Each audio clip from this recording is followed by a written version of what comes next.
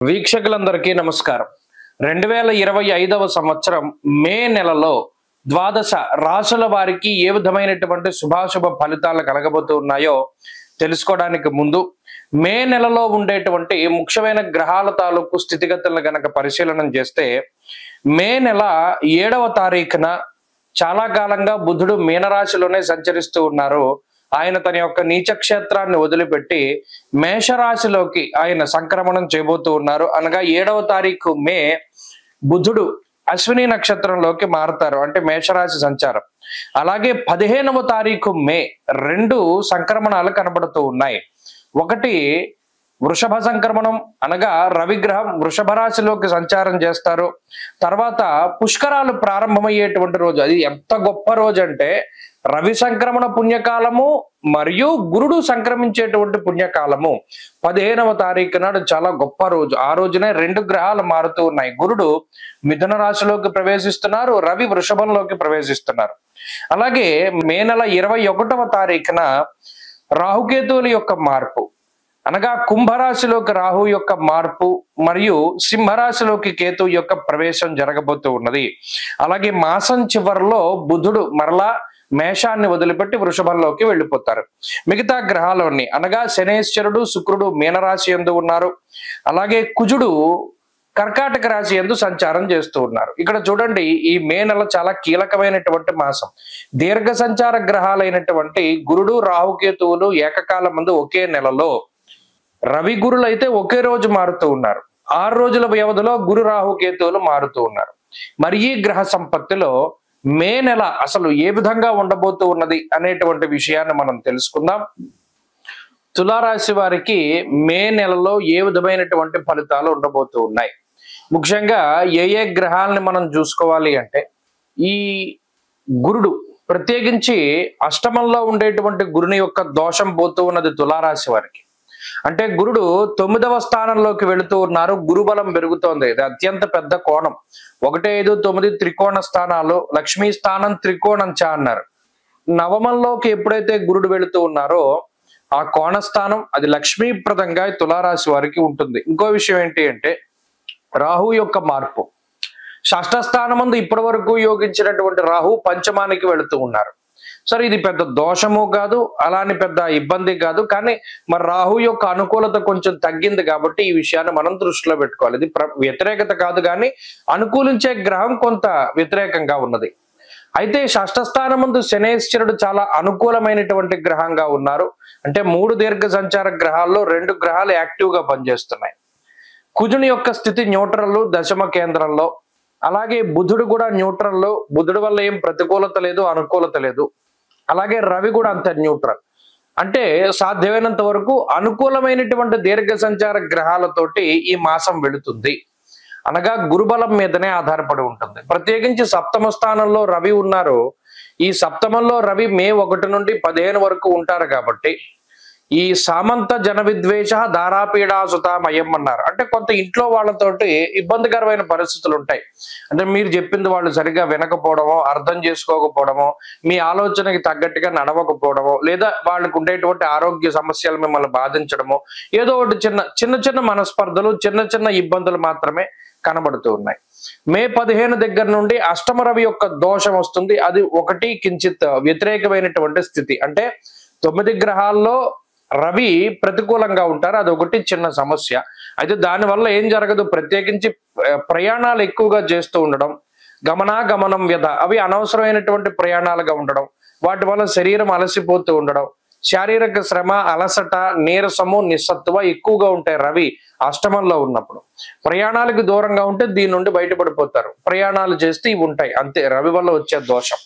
మరి గురుబలము, శని బలము, ఈ 2 గ్రహాలు అనుకూలతల వల్ల ఇంటికి సంబంధించిన పనులు ముందుకు వెళ్ళడం, అంటే ఏదైనా ఇల్లు కొనుక్కోవాలి, కట్టుకోవాలి, ఇటువంటి వాటికి సంబంధించినటువంటివి ఈ నెలలో ముందడుగు వేస్తారు. అర్ధంచ స్వకులాచార గృహలాభ సుభోజనం అన్నది శాస్త్రం. అనగా కుల ఆచారాలను పాటించడం, మన కులాచారాలు ఏవైతే ఉన్నాయో వాటిని చక్కగా పరిపూర్ణంగా ముందుకు తీసుకెళ్తూ ఉండడం. అలాగే ధనధాన్యాది వృద్ధించ బంధు సంతోషవర్ధనం అన్నారు. అంటే బంధువులతోటి మిత్రులతోటి సఖ్యతగా కాలాన్ని గడుపుతూ ఉండడం, ఆర్థిక పరమైనటువంటి ఎదుగుదల ఉండడం. అటు గురుని యొక్క స్థితి కూడా ఆర్థిక ఎదుగుదలను సూచిస్తోంది. అంటే ఏమిటి? ఉద్యోగ పరంగా, వ్యాపార పరంగా గతంలో వచ్చేటువంటి ధనం కన్నా రెట్టింపు ధనం వచ్చేటువంటి పరిస్థితులు, ఆర్థిక లాభాన్ని ఈ గ్రహస్థితి ఎక్కువగా సూచిస్తూ ఉన్నది. ఉద్యోగపరమైనటువంటి మార్పులు, ఉద్యోగపరమైనటువంటి సంస్కరణలకు ఎక్కువగా అవకాశం ఉంటుంది.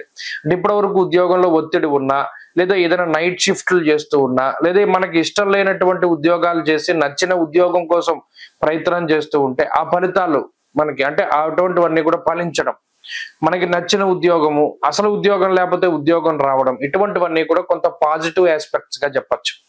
అలాగే ఈ మాసంలో డబ్బుకి లోటు ఉండదు, ఆరోగ్యపరమైన సమస్యలు ఉండవు. ప్రత్యేకించి అష్టమ రవి ఉన్నప్పుడు మాత్రం కొంత అలసట ఉంటుంది. అలాగే కుటుంబ సమస్యలు కనబడడం లేదు. ఇలా అన్ని రకాలుగాను ఈ మే నెల అనుకూలంగానే తులారాశి వారికి కనబడుతూ ఉన్నది. పంచమ రాహు ఉన్నప్పుడు మాత్రం కొంచెం నాస్తికత్వానికి ఆయన కారణమవుతారు. అంటే ఏదైనా మూర్ఖపు వాదనలు, పిడి వాదనలు, ఏదో అదో రకమైనటువంటి ధోరణి, మనం పట్టిన గుండెలకు మూడే కాళ్ళు అంటే మిగతా వాళ్ళు కూడా ఒప్పుకోవాలి, మన మాటను వాళ్ళు విశ్వసించాలి, మనల్ని నమ్మాలి అనేటువంటి ధోరణి, కొంత మొండి ధోరణి ఉంటుంది. అది ఒకటి తులారాశి వారికి ఉండవచ్చును. అది మినహాయించి ప్రత్యేకించి ఇంకేమి దోషాలు కనబడడం లేదు. ఈ మే నెలలో మరింత అనుకూలమైనటువంటి ఫలితాలు సాధించడానికై ఎక్కువగా విఘ్నేశ్వరుని యొక్క ఆరాధన చేస్తూ ఉండడం, బుధవారం నాడు గణపతి ఆలయాన్ని సందర్శనం చేసి బెల్లం గాని, పంచదార గాని, చెరకును గాని దానం చేయడం ద్వారా కూడా ఈ మాసంలో మరింత మంచి ఫలితాలని పొందగలుగుతారు. అక్షయ తృతీయ వైశాఖ మాసంలో శుక్లపక్షంలో వచ్చేటువంటి తదియకి అక్షయ తృతీయ అనేటువంటిది పేరు. నిజానికి జ్యోతిష్ శాస్త్రమందు తదియ అనేటువంటి తిథికి చాలా ప్రాముఖ్యత ఉన్నది. ప్రత్యేకించి తదియ తిథికి గౌరీదేవి అనగా పార్వతీదేవి ఆధిపత్యాన్ని వహిస్తారు, అధిదేవతగా చెప్తారు. మరి వైశాఖ మాసంలో అక్షయ తృతీయ రోజున ఏ వస్తువులు కొంటే మనకి అదృష్ట యోగం పడుతుంది, ఏ వస్తువులను కొంటే దురదృష్టం పట్టి దరిద్ర లక్ష్మి ఇంట్లోకి వస్తుంది, అనగా అలక్ష్మీ దోషం పట్టుకుంటుంది అనేటువంటి విషయాల్ని ఈ వీడియో ద్వారా చాలా క్లుప్తంగా తెలుసుకునేటువంటి ప్రయత్నం చేద్దాం. చాలా మందిలో ఒక అపోహ ఉన్నది. ఏమిటి? ఈ వైశాఖ మాసంలో వచ్చేటువంటి అక్షయ తృతీయ రోజున గనక బంగారం కొంటే అది అక్షయమవుతుంది అనేటువంటి మాట. అంటే బంగారం కొంటూ ఉంటాము, లేదా ఒక ఆనవాయితీగా వస్తూ ఉన్నది. అక్షయ తృతీయ రోజున కనీసం 1 గ్రాము బంగారం అయినా సరే మనం కొనాలి అనేటువంటి విషయం. అయితే ఇది చాలా పొరపాటుగా వెళుతూ ఉన్నటువంటి పరిస్థితి.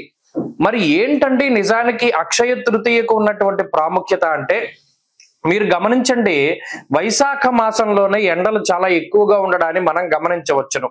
అలాగే వైశాఖ మాసం నుండే కొంత ఈ గ్రీష్మ ఋతువు, ఇక ఈ వైశాఖం పోతే గ్రీష్మ ఋతువు వస్తుంది కాబట్టి ఇది సంధికాలంలో ప్రత్యేకించి ఎండలు అప్పుడప్పుడే పెరుగుతూ ఉండేటువంటి పరిస్థితులు ఉంటాయి.